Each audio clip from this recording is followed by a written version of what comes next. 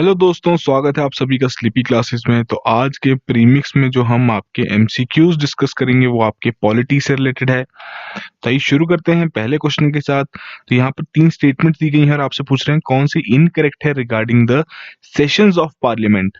बहुत सिंपल सा क्वेश्चन है। आइए पहली स्टेटमेंट देखते हैं। ये कह रहे हैं कि आर्टिकल 85 के आधार पर ये कहा गया है कि आपकी पार्लियामेंट के 2 सेशंस के बीच में 6 महीने से ज्यादा का गैप नहीं होना चाहिए।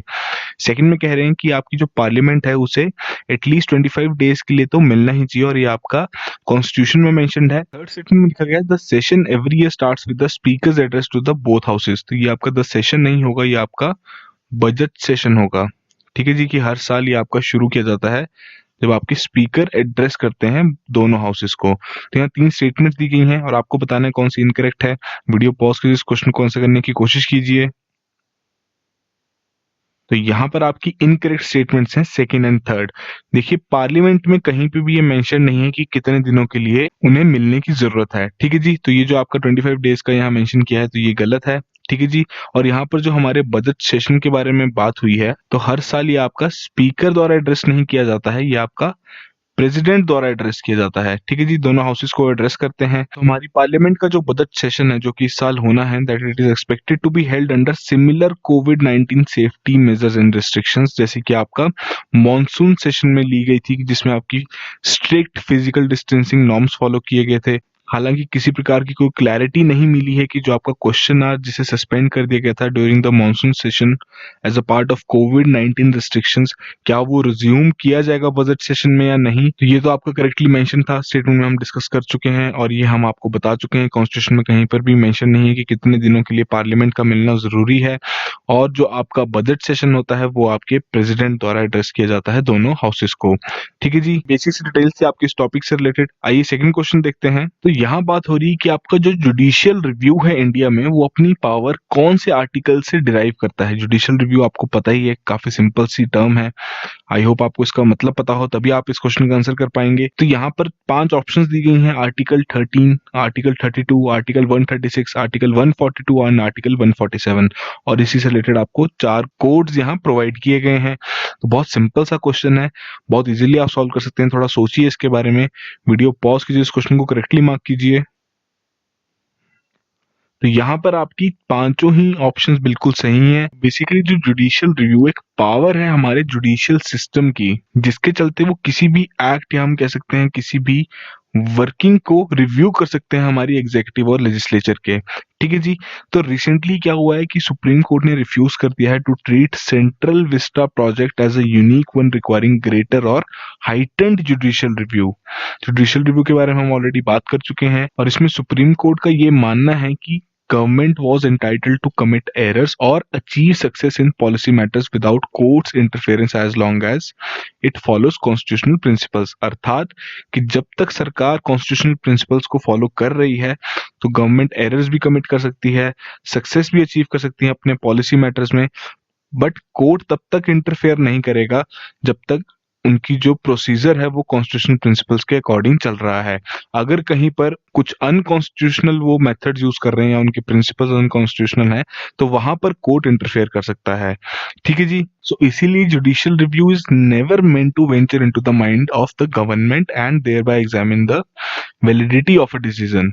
ठीक है जी, कि सरकार का क्या माइंडसेट है, सरकार किस तरीके से काम करेगी, उसमें जुडिशियल रिव्यू बिल्कुल भी अपनी दखलंदाजी नहीं दिखाएगा कि सरकार का किस तरीके का माइंडसेट है। बस वो ये देखेंगे कि जो उनकी कार्यवाही है वो कॉन्स्टिट्यूशनल है या नहीं। ठीक है जी, तो जो आपका जुडिशियल रिव्यू है उसकी पावर आती है आपके आर्टिकल्स 13, 32, 136, 142 एंड 147 से। और जो ये पावर है जुडिशियल रिव्यू की, it is invoked to protect and enforce the fundamental rights जो कि आपके गारंटीड है in part 3 of the constitution. Article 13 part 1 के बारे में बात करें तो बेसिक सा फंडा क्या था कि जब आपका कॉन्स्टिट्यूशन लागू किया जाना था उससे पहले के जितने भी आपके लॉज थे, ठीक है जी, हमारे पास काफी एक्ट्स थे पहले की, government of India act of 1935 जो आपके एजुकेशनल एक्ट थे, तो वो आपके तभी माने जाएंगे अगर वो जितने भी लॉज हैं अगर वो कंसिस्टेंट हैं विद द फंडामेंटल राइट्स जो कि हमारे पार्ट 3 में है, तभी उन्हें माना जाएगा, नहीं तो उन्हें वॉइड करार कर दिया जाएगा। ठीक है जी। आर्टिकल 32 के बारे में बात करें तो आपको पता ही है पार्ट 3 में आता है हमारे कॉन्स्टिट्यूशन के, और इसके चलते ये इंडिविजुअल को अलाउ करता है कि वो सुप्रीम कोर्ट को अप्रोच कर सकते हैं अगर उन्हें लगता है कि जो उनके फंडामेंटल राइट्स हैं उन्हें वायलेट किया गया है और उन्हें एनफोर्स करने की जरूरत है। ठीक है जी। आर्टिकल 136 के बारे में बात, बेसिकली इसमें आपकी एक स्पेशल लीव पिटीशन आती है कि अर्थात कि कोई भी व्यक्ति है जिसका कोई भी जजमेंट, डिक्री, डिटर्मिनेशन, मतलब किसी भी कोर्ट द्वारा उन्होंने कोई पिटीशन वहां फाइल की थी और वो रिजेक्ट हो गई, उन्होंने कोई प्ली फाइल की थी वो रिजेक्ट हो गई, किसी भी ट्रिब्यूनल में उन्होंने कोई इस तरीके की प्ली फाइल की है वो रिजेक्ट हो गई है, तो इस स्पेशल लीव पिटीशन के आधार पर वो सुप्रीम कोर्ट में उस चीज को फाइल कर सकते हैं। ठीक है जी। सुप्रीम कोर्ट उनकी बात यहाँ पर सुनेगा। आर्टिकल 142 के बारे में बात करें तो ये अलाउ करता है सुप्रीम कोर्ट को कि वो पास कर सकते हैं किसी प्रकार का ऑर्डर जो कि नेसेसरी है for doing complete justice in any cause और मैटर पेंडिंग बिफोर इट। तो ये तो काफी सिंपल है, इसमें तो आज तक कुछ समझाने की जरूरत है नहीं। आर्टिकल 147 के बारे में बात करनी हो तो बेसिकली अगर कुछ क्लैरिफाई करना हो that reference to any substantial question of law, तो वहां पर आपकी कॉन्स्टिट्यूशन की इंटरप्रिटेशन तो कवर करेगी ही करेगी, बट साथ के साथ जो हमारी government of India act of 1935 है और इंडियन इंडिपेंडेंस एक्ट ऑफ 1947 है, तो इनके आधार पर भी वो इंटरप्रिटेशन की जा सकती है। ठीक है जी। तो बेसिक डिटेल्स थी आपके इस टॉपिक से रिलेटेड। आइए थर्ड क्वेश्चन देखते हैं। यहाँ बात कर रहे हैं प्रीति पंत पैनल के बारे में। रिसेंटली ही आपने न्यूज में सुना होगा। ठीक है जी। तो ये कौन सी मिनिस्ट्री द्वारा कॉन्स्टिट्यूट की गई है? तो चार ऑप्शन दी गई हैं: ministry of home affairs, ministry of railways, ministry of health and family welfare, ministry of social justice and empowerment. तो चार ऑप्शन दी गई हैं। बहुत सिंपल सा क्वेश्चन है। वीडियो पॉज कीजिए, इस क्वेश्चन को करेक्टली मार्क कीजिए। तो यहाँ पर आपकी करेक्ट ऑप्शन है ministry of health and family welfare. Health and family welfare की जो यूनियन मिनिस्ट्री है उन्होंने सेटअप की है टेक्निकल एक्सपर्ट ग्रुप, जिसके चलते वो एग्जामिन करेंगे the adverse findings from the national family health survey 5।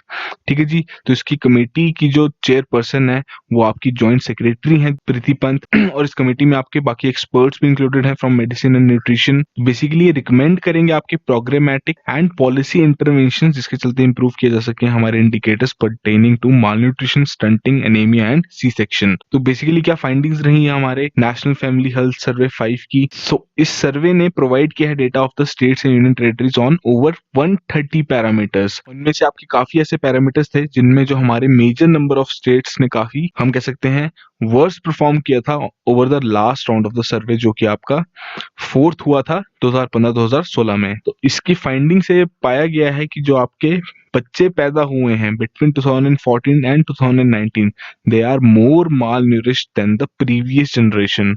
ठीक है जी। तो काफी की फाइंडिंग्स हैं ये। इस हिसाब से हमारी जो पॉलिसी फ्रेमिंग है उस पर काफी मेजर इम्पैक्ट पड़ेगा कि जो पॉलिसी चेंजेस करने की जरूरत है यहाँ पर।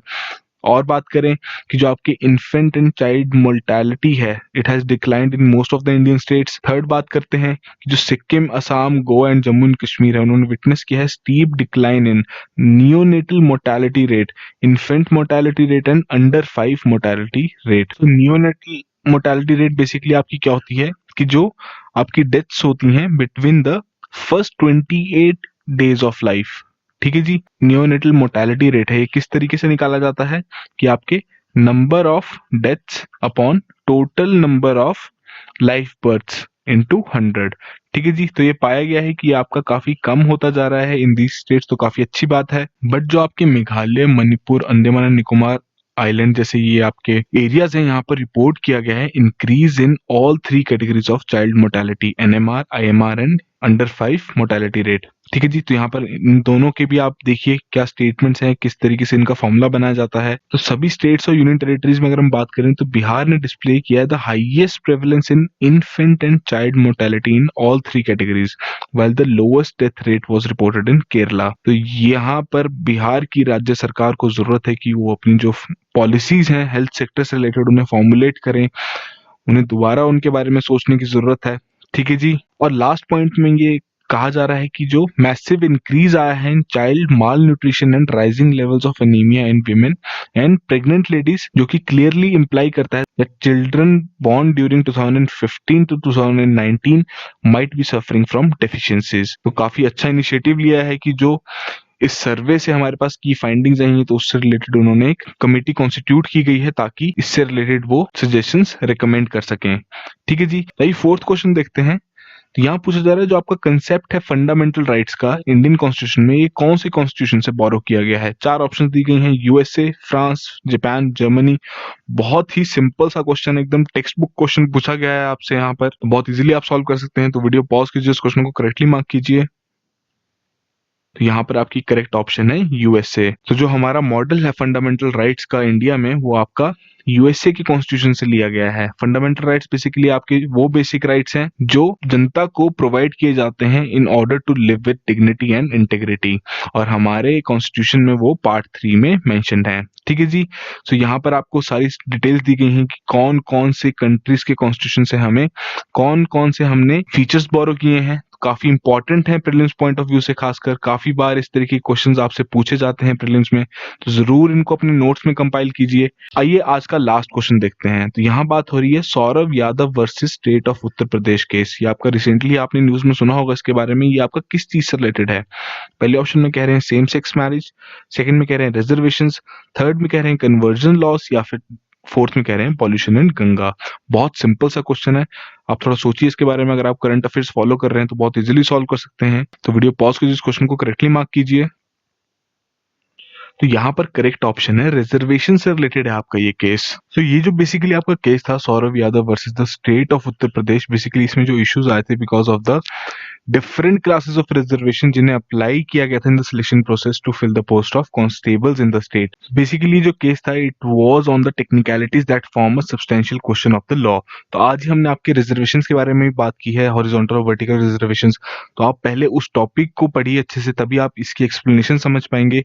तो इसमें आपकी 2 कैंडिडेट्स थे, सोनम तोमर और रीता रानी, जिन्होंने आपके इतने रिस्पेक्टिव मार्क्स उन्होंने सिक्योर किए थे इस एग्जाम में। ठीक है जी। तो उन्होंने अप्लाई भी अपनी कैटेगरीज में किया था, OBC female and schedule caste female में। बट जो आपकी ओबीसी और शेड्यूल कास्ट हैं ये आपकी वर्टिकल रिजर्वेशन कैटेगरीज है, हालांकि जो आपकी फीमेल कैटेगरी है वो आपकी हॉरिजॉन्टल रिजर्वेशन कैटेगरी है। तो दोनों ही कैंडिडेट्स का इसमें क्वालिफिकेशन नहीं हुआ। तो इसमें जो क्वेश्चन रखा गया कोर्ट के सामने वो ये था कि जो अंडरलाइन क्राइटेरिया है फॉर मेकिंग सिलेक्शंस वो मेरिट है, तो क्या तोमर का सिलेक्शन जनरल फीमेल कोटा के अंदर नहीं हो सकता था? हालांकि उन्हें ओबीसी फीमेल कैटेगरी में ही रखा गया, बावजूद इसके कि उनका इतना हाई स्कोर था। ठीक है जी। तो इसमें जो कोर्ट ने रूलिंग दी थी वो यूपी गवर्नमेंट के अगेंस्ट दी थी। तो आज ही हमने आपका ये टॉपिक डिस्कस किया है वर्टिकल और हॉरिजॉन्टल रिजर्वेशंस का, तो आप जरूर उसको पढ़िए। तो आज के हमारे 5 क्वेश्चन यहीं खत्म होते हैं। आई होप आप में से सभी ने 5 आउट ऑफ 5 स्कोर किया हो। तो इसी तरीके से रेगुलरली करंट अफेयर्स आप फॉलो कर सकते हैं प्री क्योर के माध्यम से, और डेली ये प्री बेस्ड जो क्वेश्चन हम डिस्कस करते हैं हार्डली 5 क्वेश्चन होते हैं, 10 मिनट का ये लेक्चर होता है। तो 10 मिनट में अगर आपके 5 क्वेश्चन डेली प्रैक्टिस हो रहे हैं तो आई थिंक बहुत कम एफर्ट में आप बहुत ज्यादा गेन कर रहे हैं यहाँ पर। ठीक है जी। तो इस चांस को पूरा यूटिलाइज कीजिए, इसके जो बेनिफिट्स हैं उन्हें पूरे अच्छे तरीके से रीप कीजिए यहाँ पर। आज के लिए इतना ही। All the very best.